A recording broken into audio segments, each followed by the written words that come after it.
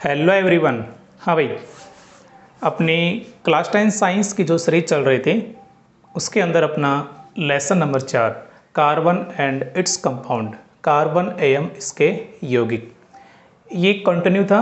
और इसकी 4 क्लासेज अपने कंप्लीट हो भी चुकी है और 2 या 3 दिन से क्लासेज भी नहीं आ रही थी, आप लोगों को पता होगा, ड्यू टू हेल्थ इशू। कुछ तबीयत ख़राब होने के कारण, हेल्थ इश्यू होने के कारण मैं क्लासेज रिकॉर्ड नहीं कर पाया था। खैर, आपके पास इतना कंटेंट है कि आप लोग आराम से बैठ के रिवीजन कर सकते हैं। इतना कंटेंट अवेलेबल है। 3 चैप्टर अपने कंप्लीट हो चुके हैं। लेसन नंबर 4 जो है, इसकी 4 क्लासेज हो चुकी है ना। आज अपनी होगी क्लास नंबर 5। क्लास स्टार्ट करने से पहले मैं आपको बताना चाहूँगा, एक तो आपको ना क्लास को लाइक कर देना है, प्यारा सा कमेंट कर देना है और क्लास को शेयर कर देना है, पहली चीज़ है ना। ये काम आपका बनता भी है और आपको करना भी चाहिए भी। तो चलो चैप्टर 4 के अपन क्लास 5 स्टार्ट करने जा रहे हैं। हाँ भाई, देखो, पिछले वीडियो में अपन ने हाइड्रोकार्बन डिस्कस किया था कि हाइड्रोजन व कार्बन से मिलकर बने यौगिक हाइड्रोकार्बन कहलाते हैं। उनके अपन ने जो फ्लो चार्ट था कि हाइड्रोकार्बन 2 प्रकार के, अचक्रीय और चक्रीय। अचक्रीय में आपने देखा था 2 प्रकार के होते हैं, असंतृप्त हाइड्रोकार्बन और संतृप्त। असंतृप्त में 2 होते हैं, एल्कीन और एल्काइन। संतृप्त में एक ही होता है, एल्केन, है ना। इसके अलावा जो चक्रीय थे उसमें 2 थे, एलिफेटिक और एरोमेटिक। ये सब कुछ अपन ने डिस्कस किया था। और उसके बाद में अपन ने कुछ एल्केन के एग्जाम्पल देखे थे, एल्कीन के, एल्काइन के, एलिफेटिक के, एरोमेटिक के। जैसे एल्केन के आपने लिखा था मैथेन, एथेन, प्रोपेन, ब्यूटेन, है ना। इसके अलावा एल्कीन के आपने एथीन, प्रोपेन, ब्यूटेन। एल्काइन के आपने एथाइन, प्रोपाइन, ब्यूटाइन, है ना। एलिफेटिक के अंदर आपने जैसे साइक्लोहेक्सेन, C6H12 देखा था, और साइक्लोप्रोपेन देखा था, साइक्लोब्यूटेन देखा था। वैसे ही आपने एरोमेटिक में साइक्लोहेक्सीन, जैसे बेंजीन, C6H6 इसका सूत्र होता है, वो डिस्कस किया था। ये सारी चीज़ें अपने पिछले वीडियो में डिस्कस की थी भाई। अब अपना नया टॉपिक होगा कार्बन की मैत्रीपूर्ण प्रवृत्ति या कार्बन की मैत्रीपूर्ण प्रकृति। बात एक ही है।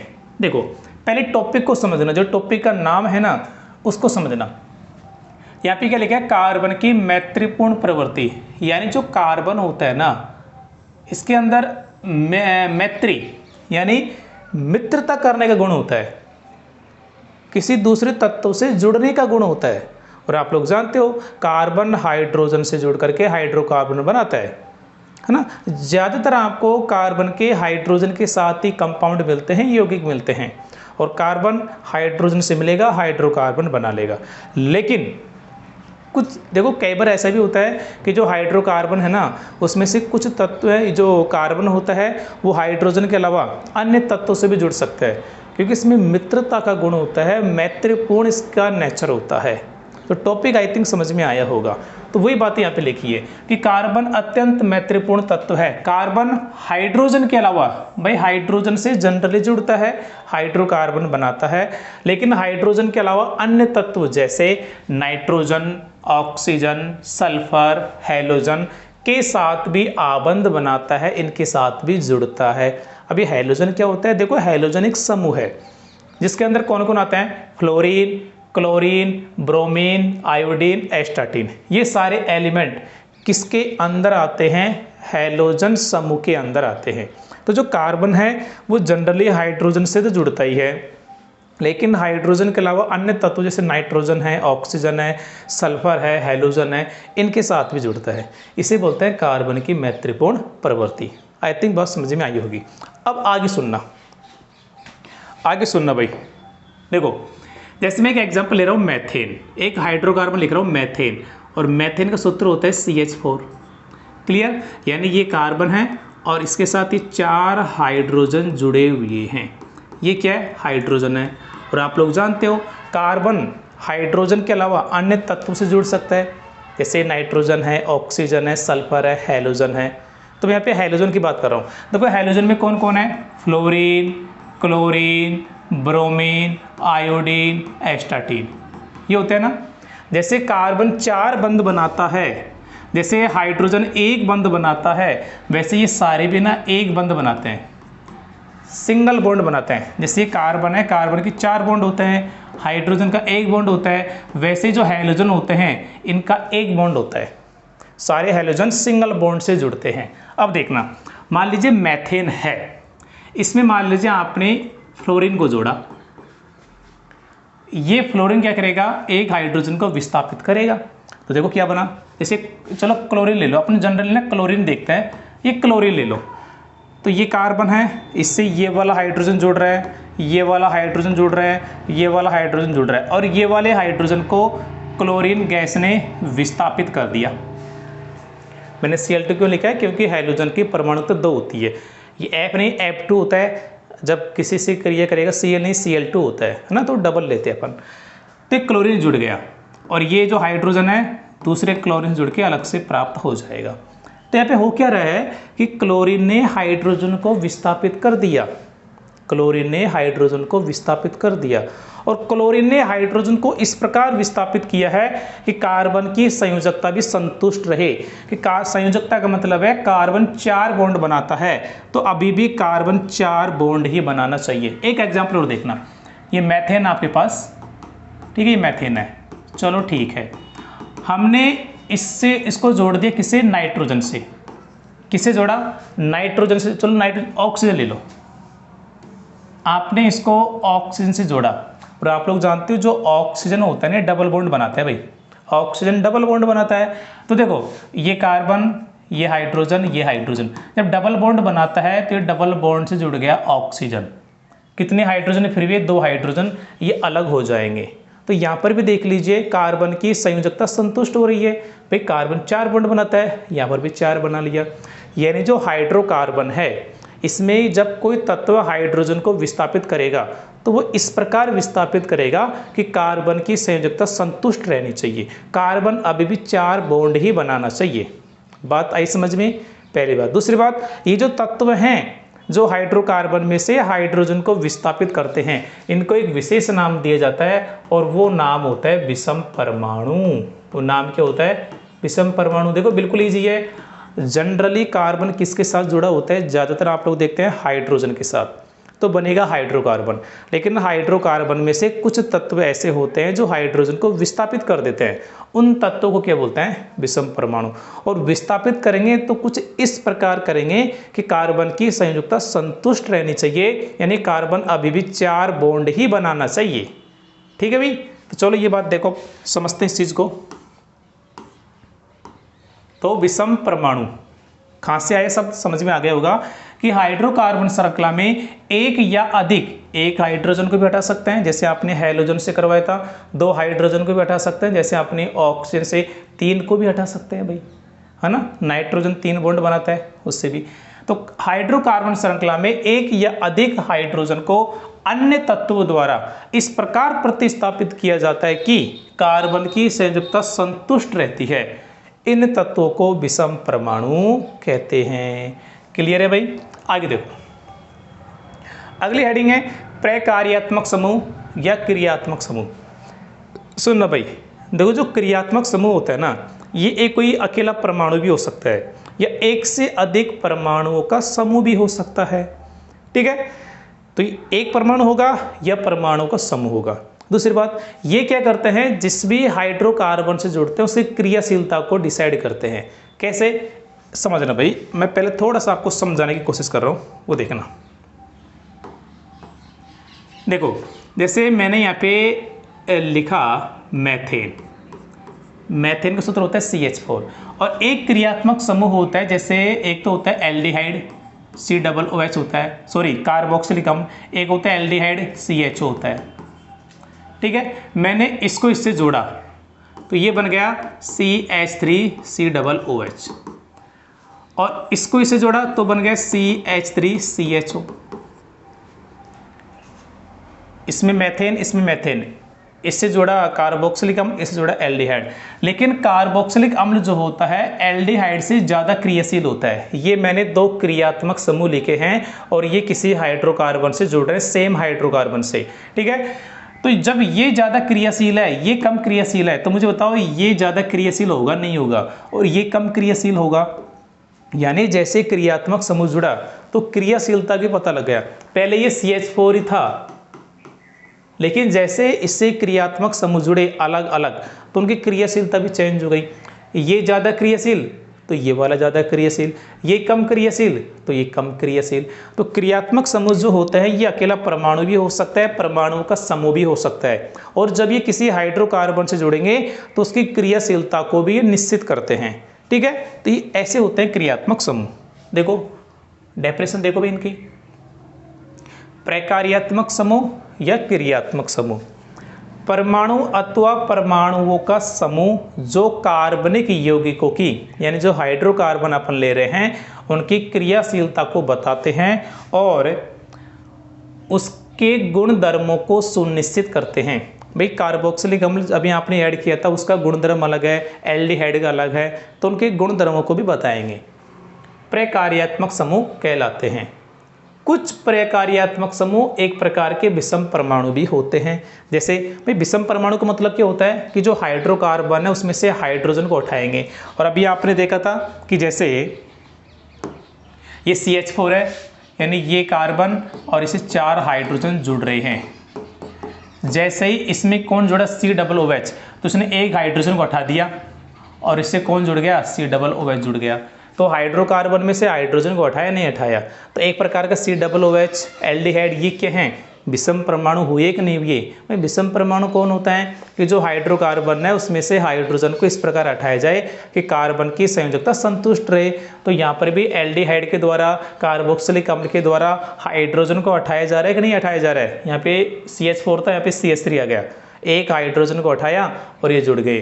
तो ये एक प्रकार के क्या होते हैं, विषम परमाणु भी होते हैं। कौन, क्रियात्मक समूह। याद रखिएगा भाई इस चीज को ना। हाँ जी, तो कुछ प्रकार्यात्मक समूह एक प्रकार के क्या होते हैं भाई, विषम परमाणु होते हैं। अब कुछ प्रकार्यात्मक समूह निम्न है, नीचे देखो ये एग्जाम्पल आपको आना चाहिए। पहला होता है कार्बोक्सिलिक अम्ल, और कार्बोक्सिलिक अम्ल का सूत्र होता है ये C+OOH।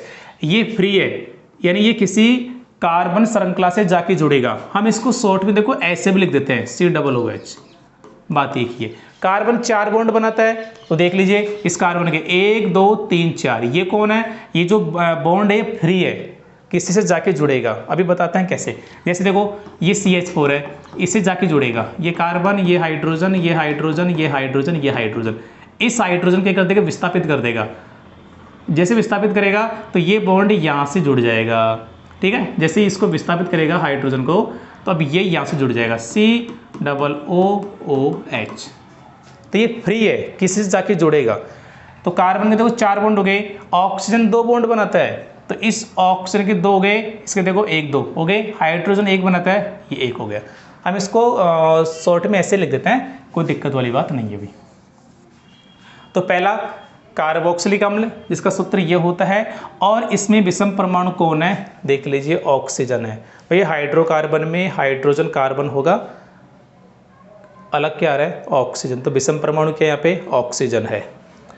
अगला एल्डिहाइड, एल्डिहाइड का सूत्र ये होता है C+OH। इसको हम शॉर्ट में ऐसे लिख देते हैं CHO। बात एक ही है, यहाँ पे देख लीजिए कार्बन के 4 बॉन्ड कंप्लीट है, ऑक्सीजन के 2 बॉन्ड कंप्लीट है, हाइड्रोजन का 1 बॉन्ड कंप्लीट है। यहाँ पर भी विषम परमाणु कौन है, ऑक्सीजन ही है। आगे देखो कीटोन, कीटोन का सूत्र ये होता है, हम इसको शॉर्ट में ऐसे भी लिख देते हैं, बात एक ही है। ठीक है, इसमें भी विषम परमाणु ऑक्सीजन ही है। अगला है एल्कोहल, और एल्कोहल का सूत्र ये होता है सिंगल बॉन्ड OH। ये ऐसे देखो, ये O फिर ये H, तो ऑक्सीजन के 2 बॉन्ड कंप्लीट, हाइड्रोजन का 1 बॉन्ड कंप्लीट। इसमें भी विषम परमाणु कौन है, ऑक्सीजन ही है। तो ये एक प्रकार के क्रियात्मक समूह वैसे बहुत सारे होते हैं होने को तो, लेकिन आपको ये याद रखने भाई, है ना, और भी बहुत सारे होते हैं, लेकिन आपको 4 ही याद रखने हैं। कार्बोक्सिलिक अम्ल, एल्डिहाइड, कीटोन, एल्कोहल, सभी में विषम परमाणु ऑक्सीजन है। ये सभी का क्रियात्मक सूत्र होता है, प्रकार्यात्मक समूह का सूत्र होता है। एल्डिहाइड का COOH, CHO, CO और ये OH। और ध्यान रखने का भाई, ये मैंने ना क्रियाशीलता के आधार पर लिख दिया है। सबसे ज़्यादा क्रियाशील कार्बोक्सिलिक अम्ल होता है, इससे कम एल्डिहाइड होता है, इससे कम कीटोन होता है और इन तीनों से कम अल्कोहल होता है। तो मैंने क्रियाशीलता के आधार पर ही लिखा है, आप लोग ध्यान रखिएगा इस चीज़ को।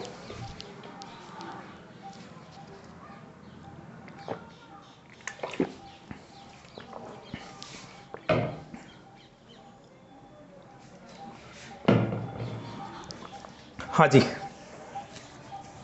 आगे देखो, न्यू हेडिंग है आपके समजातीय श्रेणी। समजातीय श्रेणी, समजातीय, देखो ध्यान से देखने इसमें वो क्या है। जैसे मैंने यहाँ पे लिखा मैथेन, ये मैथेन है। मैथेन में एक कार्बन 4 हाइड्रोजन, ठीक है।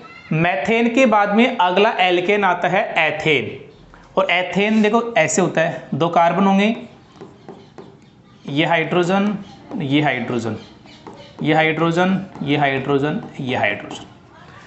मैथेन, एथेन, एथेन के बाद में आएगा प्रोपेन, कार्बन कार्बन कार्बन, 3 तो कार्बन होंगे और इन सभी से क्या जुड़े होंगे, 8 हाइड्रोजन जुड़ रहे होंगे, ठीक है। मैथेन, एथेन, प्रोपेन, आगे ब्यूटेन, पेंटेन, हेक्सेन, ऐसे चलता जाएगा। अब सभी भी देखना सेम कुछ ना कुछ डिफरेंट है, हल्का सा डिफरेंट है। एक कार्बन 4 हाइड्रोजन, यहाँ पे देखो ध्यान से देखना, ये वाला पोर्शन और ये तो देखो सेम है ना, एक कार्बन 4 हाइड्रोजन, एक कार्बन 4 हाइड्रोजन, सिर्फ डिफरेंट क्या है, CH2 का।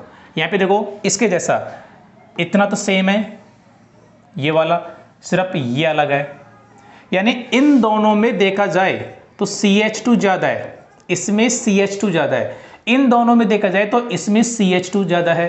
यानी देखो हो क्या रहा है, इस CH2 ने इस हाइड्रोजन को यहाँ से हटाया और खुद जुड़ गया और फिर हाइड्रोजन यहाँ जुड़ गया। भाई ये CH4 है, इस हाइड्रोजन को हटाया, यहाँ पे जुड़ गया CH2 यानी CHH, और ये हाइड्रोजन यहाँ जुड़ गया। फिर इसमें क्या हुआ कि इस CH2, ये जो ये हाइड्रोजन है इसको हटाया, यहाँ पे जुड़ गया CH2 और फिर जुड़ गया हाइड्रोजन। तो हो क्या रहा है कि हाइड्रोजन को CH2 समूह के द्वारा यानी एक समान समूह के द्वारा विस्थापित किया जा रहा है, और सभी क्या हैं, एल्केन हैं। तो एक समजातीय श्रेणी बन गई। परिभाषा देखना कि यौगिकों की ऐसी श्रृंखला जिसमें कार्बन श्रृंखला में स्थित हाइड्रोजन को, यहाँ पर भी हाइड्रोजन को उठाया था CH2 ने, यहाँ पर भी हाइड्रोजन को, यहाँ पर भी हाइड्रोजन को, स्थित हाइड्रोजन को एक ही प्रकार का समूह, और यहाँ पे कौन सा है वो CH2 है, एक ही प्रकार का समूह प्रतिस्थापित करता है, तो उसे समजातीय श्रेणी कहते हैं। सभी की जाति समान है, सारे के सारे एल्केन हैं, लेकिन जब यहाँ से मैथेन से एथेन में आए तो हाइड्रोजन को CH2 के द्वारा हटा दिया गया। जब एथेन से प्रोपेन में आए तो यहाँ पर भी हाइड्रोजन को CH2 के द्वारा हटा दिया। जब प्रोपेन से ब्यूटेन में जाएंगे तो यहाँ पर भी हाइड्रोजन को CH2 हटाएगा। तो जो कार्बन श्रृंखला है, जो कार्बनिक यौगिक है, इसमें कार्बन से जो हाइड्रोजन जुड़ा हुआ है उस हाइड्रोजन को समान समूह के द्वारा विस्थापित किया जाता है। इस समय एक श्रेणी प्राप्त होगी जिसे क्या बोलते हैं, समजातीय श्रेणी कहते हैं। ठीक है, तो पहला एग्जाम्पल आपने जो लिखा है वो एल्केन का लिखा है। पहला जो एग्जाम्पल आपने लिखा है वो किसका लिखा है भाई, वो एल्केन का है। देख लेते हैं इसको।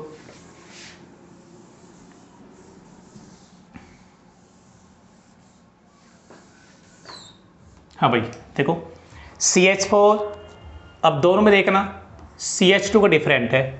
CH2 का मतलब इसमें एक कार्बन और 2 हाइड्रोजन ज़्यादा है, एक कार्बन 2 कार्बन, एक कार्बन ज़्यादा, 4 हाइड्रोजन 6 हाइड्रोजन, 2 हाइड्रोजन ज़्यादा। यहाँ पर देखो CH2 का डिफरेंट है कि नहीं, इन दोनों में देख लो CH2 का डिफरेंट है।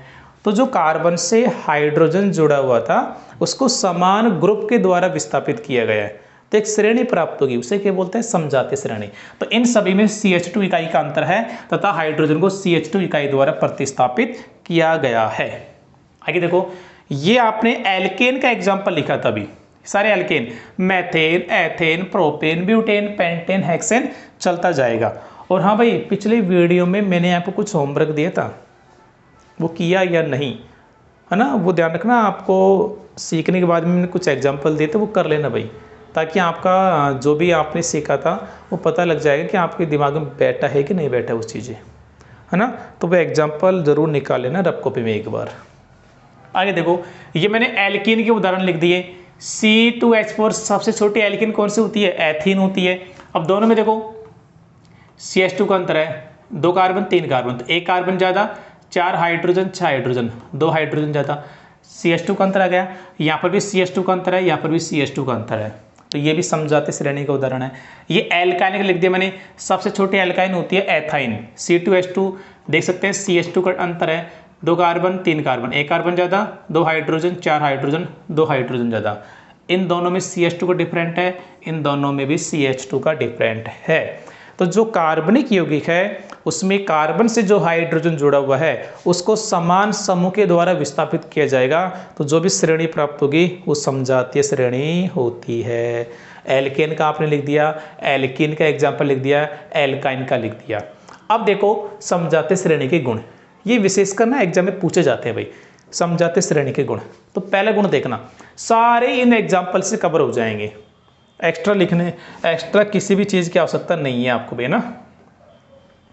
देखो पहली बात, किसी समजातीय श्रेणी के 2 क्रमागत सदस्य के बीच सदैव CH2 इकाई का अंतर होता है। अभी आपने एग्जाम्पल में देखा था, सभी में CH2 का डिफरेंट था, ठीक है। आगे देखो, हाँ भाई अगला देखना, इधर देखो, मेरे पास यहाँ पर है 1 लीटर जल और एक में है 10 लीटर जल, ठीक है। ये भी जल है तो H2O होगा, ये भी जल है तो H2O होगा। तो जल है, ये भी जल है, तो दोनों के गुण समान है कि नहीं, रासायनिक गुण समान है कि नहीं भाई। ये इसमें भी हाइड्रोजन ऑक्सीजन, इसमें भी हाइड्रोजन ऑक्सीजन, तो रासायनिक गुण सेम होंगे, पहली चीज। लेकिन ये 1 लीटर जल है, ये 10 लीटर है, मैंने इनको ना गर्म करना है, तो ये थोड़ा जल्दी गर्म हो जाएगा बजाय इसके, क्योंकि इसमें क्वांटिटी कम है कि नहीं। और गर्म करने का मतलब है भौतिक गुण की बात कर रहा हूं मैं, तो गर्म किया, ये जल्दी हो जाएगा, ये थोड़ा लेट होगा, यानी भौतिक गुण चेंज हो गए लेकिन रासायनिक गुण समान है। तो यही तो होता है भाई, एल्केन जो है, मेथेन, एथेन, प्रोपेन, ब्यूटेन, सभी में कार्बन हाइड्रोजन है, तो रासायनिक गुण तो समान होंगे। लेकिन जैसे जैसे आगे बढ़ते गए तो CH2 बढ़ता गया, जैसे 1 लीटर से 10 लीटर हो गया, 10 से 20 हो गया, तो वैसे ही जब मात्रा बढ़ रही है वैसे CH2 बढ़ता जा रहा है, तो भौतिक गुणधर्म चेंज हो जाएंगे। तो सेकंड गुण देखना कि समजातीय श्रेणी के सभी सदस्यों के रासायनिक गुण एक समान होते हैं। और अगला देखना, समजातीय श्रेणी के सभी सदस्यों के भौतिक गुणों में अंतर होता है। बिल्कुल जायज़ बात है, अंतर होता जाएगा क्योंकि CH2 इकाई बढ़ती जाएगी। आगे देखो, समजातीय श्रेणी के 2 क्रमागत सदस्यों के बीच आणविक द्रव्यमान में 14 AMU का अंतर होता है। बिल्कुल होता है, कैसे देखो ध्यान रखना, एक कार्बन का द्रव्यमान होता है 12 AMU, ये जिसे U बोलते हैं, एटॉमिक मास यूनिट, परमाणु द्रव्यमान इकाई, ये इसको दर्शाते हैं U से, यूनिफाइड, ठीक है। और हाइड्रोजन का होता है 1, हाइड्रोजन का 1 होता है। अब देखो ये 2 सदस्य हैं, इन दोनों के जो CH2 का अंतर है, यानी इसमें CH2 ज़्यादा है, तो एक कार्बन का 12, यहाँ पे एक ही कार्बन है, एक हाइड्रोजन का 1, लेकिन यहाँ पे हाइड्रोजन 2 है, तो 12 और 2 14, तो इसका जो आणविक द्रव्यमान है वो इससे 14 AMU ज़्यादा होगा नहीं होगा? बिल्कुल होगा।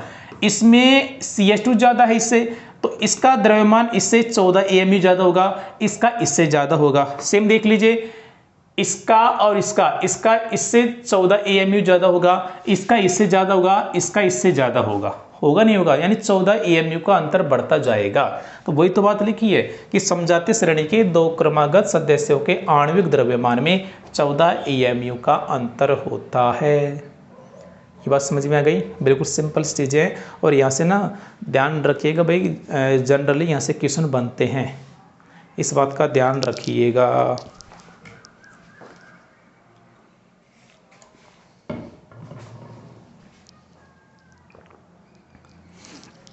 हाँ जी, आगे चलो। न्यू टॉपिक है आपके सामने, संरचनात्मक समावयन। यहाँ से भी क्वेश्चन पूछे जाते हैं भाई। ये छोटे छोटे हेडिंग्स हैं, छोटे छोटे टॉपिक्स हैं जनरली जिनमें से क्वेश्चन पूछा जाता है। देखो, ऐसे यौगिक जिनके अणुसूत्र तो समान हो, अणुसूत्र तो समान हो लेकिन संरचनाएं भिन्न भिन्न हो, संरचनात्मक समावयन कहलाते हैं। यानी अणुसूत्र समान हो, जितने कार्बन है जितने हाइड्रोजन है वो तो सेम है, लेकिन को ना उनका देखने में अलग अलग दिखते हैं, वो कहलाते हैं संरचनात्मक समावयन। तो ऐसे यौगिक जिनके अणुसूत्र समान हो लेकिन संरचनाएं क्या हो, भिन्न भिन्न हो, संरचनात्मक समावयन कहलाते हैं। जैसे पहला एग्जाम्पल लिखा आपने ब्यूटेन। ब्यूटेन का सूत्र होता है C4H10। अब जरा देखो ध्यान से, इसमें भी 4 कार्बन 10 हाइड्रोजन है, इसमें भी 4 कार्बन 10 हाइड्रोजन है। क्या दोनों का अणुसूत्र समान है? लेकिन देखो संरचना अलग अलग है, दिखने में कुछ अलग दिख रहा है। तो ये क्या है? संरचनात्मक समावयन। ये कैसे? देखो, यदि मैं इसको थोड़ा सा ओपन करके बताऊं, इस वाले को देखो, ये कार्बन है और इस कार्बन से 3 हाइड्रोजन जुड़ रहे हैं, ये लो। फिर आगे कार्बन है, उससे 2 हाइड्रोजन, फिर आगे कार्बन है, उससे 2 हाइड्रोजन, फिर आगे कार्बन है, उससे 3 हाइड्रोजन। तो ये ऐसे है, ये वाला है ना, सिंपल ब्यूटेन से बोलेंगे। और ये देखो, ये कार्बन इससे 3 हाइड्रोजन जुड़ रहे हैं, ये कार्बन इससे ये हाइड्रोजन, इस कार्बन से ये जुड़ रहा है, मैंने इसको उठा के यहाँ जोड़ दिया। ये कार्बन फिर इससे 3 हाइड्रोजन जुड़ रहे हैं और ये कार्बन फिर इससे 3 हाइड्रोजन जुड़ रहे हैं। थोड़ा सा वो बनाने दो, सेम ऐसे कैसे दिखे ना, आपको ऐसे बनाता हूँ। चलो मैं, ये हाइड्रोजन, ये हाइड्रोजन, ये हाइड्रोजन, ये कार्बन है, इससे ये हाइड्रोजन जुड़ गया, ये कार्बन फिर इससे 3 हाइड्रोजन, ये कार्बन इससे 3 हाइड्रोजन। अब देख लीजिए आप लोग, इसमें भी 4 कार्बन 10 हाइड्रोजन है, इसमें भी 4 कार्बन 10 हाइड्रोजन है, लेकिन दोनों को ना देखने का नज़रिया देखो, ये अलग दिख रहा है, ये अलग दिख रहा है। यदि मैं इसका नाम लिखूँ तो अलग आएगा, इसका नाम लिखूँगा तो अलग आएगा। आगे आपको सिखाया जाएगा IUPAC पद्धति, उसके अंदर बताऊँगा इसका नाम अलग आएगा, इसका नाम अलग आएगा। ये तो क्या है, नॉर्मली ब्यूटेन है, और ये क्या है, ये 2 मेथिल प्रोपेन है, 2 मेथिल प्रोपेन। नाम अलग अलग होगा, अणुसूत्र समान होगा, ठीक है। तो ऐसे यौगिक जिनके अणुसूत्र समान हो लेकिन संरचनाएं अलग अलग हो, संरचनात्मक समावयन कहलाते हैं। पहला एग्जांपल ब्यूटेन, जिसका अणुसूत्र है C4H10। मैं इसको ऐसे भी लिख सकता हूँ, मैं इसको ऐसे भी लिख सकता हूँ। यानी ब्यूटेन के कितने संरचनात्मक समावयन संभव है? 2। एक ये रहा, एक ये रहा। अगला एग्जाम्पल देखना, पेंटेन। पेंटेन का सूत्र है C5H12। इसमें देखो 5 कार्बन 12 हाइड्रोजन, इसमें भी 5 कार्बन 12 हाइड्रोजन, और इसमें भी 5 कार्बन 12 हाइड्रोजन, लेकिन सभी को देखो अलग अलग दिखाई दे रहे हैं। यानी जो पेंटेन है, इसके कितने समावयन संभव है? 5 समावयन संभव है, 5 संरचनात्मक समावयन संभव है, वो ये है। यदि मैं थोड़ा सा इनको खोल के लिखूँ, देखो ये वाला कुछ ऐसा आएगा। वैसे यदि मैं इनका नाम बताऊँ ना सीधा, तो ये क्या है, ये नॉर्मल पेंटेन होता है, ये आइसोपेंटेन होता है, ये नियोपेंटेन होता है। यदि नाम लिखे IUPAC में, ये तो मैंने सामान्य रूढ़ पद्धति में नाम बताए हैं आपको ना, नॉर्मल पेंटेन, आइसोपेंटेन, नियोपेंटेन। यदि IUPAC में बोले तो ये पेंटेन, ये हो जाएगा 2 मेथिल ब्यूटेन, और ये क्या हो जाएगा 2,2 डाइमेथिल प्रोपेन। तो ये सभी के अलग अलग नाम है। यदि मैं इसको थोड़ा सा ओपन करके लिखूँ तो देखो ये कार्बन है और इससे ये 3 हाइड्रोजन जुड़े हुए हैं, फिर ये कार्बन इससे 2 हाइड्रोजन, फिर ये कार्बन इससे 2 हाइड्रोजन, फिर ये कार्बन इससे 2 हाइड्रोजन, फिर ये कार्बन जिससे 3 हाइड्रोजन। ये ऐसे है। अगले में क्या किया, इस हाइड्रोजन को उठा के और इस कार्बन से जोड़ दिया, तो देखो ये बन गया, ये कार्बन है, इससे 3 हाइड्रोजन है, ये कार्बन है, ये 2 हाइड्रोजन, ये कार्बन तो 1 हाइड्रोजन है, ऐसे कैसे रहेगा। और ये कार्बन जब यहाँ के जुड़ेगा तो इसको 3 हाइड्रोजन चाहिए, 2 तो पहले से थे, 1 ये जुड़ जाएगा, फिर अगला ये कार्बन, इससे 3 हाइड्रोजन, ठीक है। फिर अगले में क्या किया, इस हाइड्रोजन, ये वाला ऐसे कैसे था, इस कार्बन को उठा के इससे जोड़ दिया, तो ये वाला यहाँ आ गया, तो 3 ही कार्बन रह गए और 2 इससे जुड़ गए। तो इस प्रकार यानी जो पेंटेन है, इसके कितने समावयन संभव है? 3 संरचनात्मक समावयन संभव है। कौन कौन से? नॉर्मल पेंटेन जो है, आइसोपेंटेन है और नियोपेंटेन है। तो एग्जाम में ना कई बार क्वेश्चन पूछा जाता है, जनरली ब्यूटेन का या पेंटेन का ही पूछा जाता है कि ब्यूटेन के कितने संरचनात्मक समावयन संभव है दर्शाइए। तो 2 बना देने हैं, पेंटेन के 3 बना देने हैं। आई थिंक कुछ चीज़ें आपके समझ में आई होगी। ठीक है, तो आज की वीडियो में इतना ही देखेंगे। थोड़ा सा क्या बॉडी में वीकनेस है, हालांकि लगभग आपके चैप्टर ज़्यादा तो क्या लेकिन आधा से ज़्यादा कंप्लीट हो चुका है ना। 4-5 टॉपिक और बच रहे हैं, वो भी जल्दी आपके ना कंप्लीट हो जाएंगे। तो लेसन नंबर 4 भी अपने क्या हो जाएगा भाई, जल्दी फिनिश हो जाएगा। और इसी के साथ केमिस्ट्री अपनी कंप्लीट हो जाएगी। जैसे लेसन 4 कंप्लीट होगा, केमिस्ट्री वाला जो पोर्शन है वो कंप्लीट हो जाएगा, जिसके बाद अपन स्टार्ट करेंगे बायो। ठीक है, और फिर फिजिक्स। तो धीरे धीरे आपका जो क्लास 10 साइंस का जो सिलेबस है वो कंप्लीट हो जाएगा। और 9th वाले बच्चों ध्यान दो, आपके वैसे एग्ज़ाम कंप्लीट होने वाली है, सिर्फ 1-2 एग्ज़ाम बचे हैं। तो इनको फिनिश करके और जल्द ही क्लास 10th में एंटर करके सिलेबस को अभी से निकालना स्टार्ट कर दीजिए। ये जो 1.5 से 2 महीने की छुट्टी है ना, इनको छुट्टी ना मान के एक प्रकार से आपके लिए एक सुनहरा अवसर समझिए। भाई 9 साल हो गए छुट्टी बनाते बनाते, अब थोड़ा सीरियसली पढ़ना है आप लोगों को। ठीक है, तो 1.5 से 2 महीने ही आपके लिए गोल्डन टाइम है। इसके अंदर आप लोग यदि साइंस को कंप्लीट कर लेते हैं तो काफ़ी सारा बोझ आपका हल्का हो जाएगा, इस बात को ध्यान रखिएगा भाई। ठीक है, तो वीडियो कैसा लगा लाइक करके बताना है, प्यार से कमेंट करना है और अधिकतम वीडियो को शेयर करना है। Thank you.